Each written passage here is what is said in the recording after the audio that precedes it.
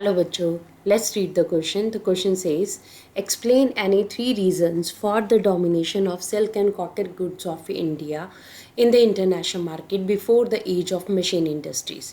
देखिए क्वेश्चन में हमसे पूछा गया है कि मशीन इंडस्ट्रीज़ के आने से पहले इंटरनेशनल मार्केट में इंडियन कॉटन और सिल्क की काफ़ी ज़्यादा डिमांड थी, उसके क्या कारण थी उसके बारे में यहाँ पर पूछा गया है.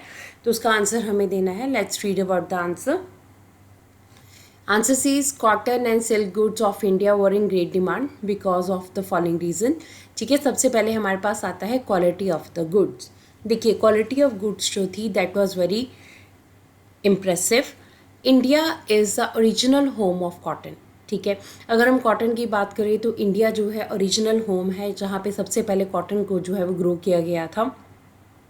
Cotton and silk produce in India was of good quality.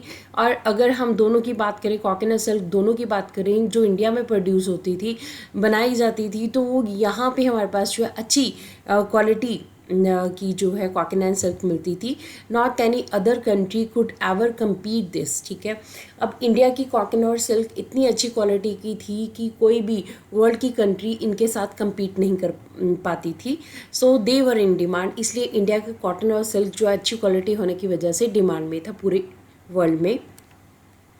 Second हमारे पास इजी मीन्स ऑफ ट्रांसपोर्टेशन आता है. इसमें हमारे पास है कि India was having land routes as well as the ports for the easy transportation of cotton and silk goods. ठीक है, कॉटन एंड सिल्क गुड्स को इंटरनेशनल मार्केट तक पहुंचाने के लिए इंडिया में लैंड रूट्स और साथ साथ में पोर्ट्स भी अवेलेबल थी, जिसकी वजह से आसानी से कॉटन एंड सिल्क गुड्स जो है वो इंटरनेशनल मार्केट में पहुँच जाते थे.